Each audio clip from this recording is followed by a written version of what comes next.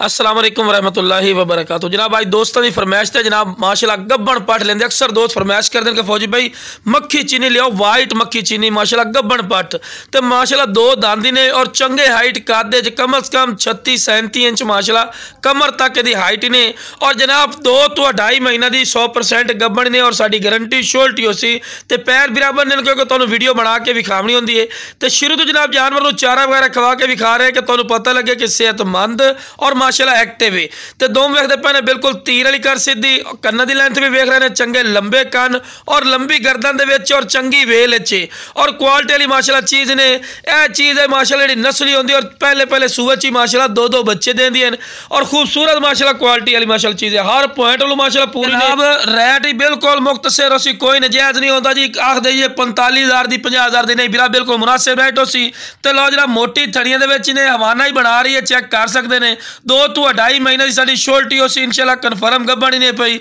और क्वालिटी वाली माशाल्लाह चीज़ ने माशाल्लाह खूबसूरत। तो शाम का टाइम है सिर्फ वीडियो बना के विखा रहे हैं। तो लो जनाब दूसरे नंबर पर माशाल्लाह आगे ने खूबसूरती की इंतहा ही ने जनाब उम्र दी 12 महीने कन्फर्म क्रास होने बिल्कुल तैयार है पी जी बिरा, लेकिन मालक आख्या गब्बन है लेकिन बिरा मैं तुहानू गब्बन की छोल्टी नहीं देना। लेकिन जनाब ये हाइट कादल भी अच्छी ने तो मुँह खीरी है, कोई धुंधी चौकी नहीं, पहले नंबर वाली धुंधी है और ये जनाब खीरी पट ने चंगी वेल ने और हाइट काद भी कम अज कम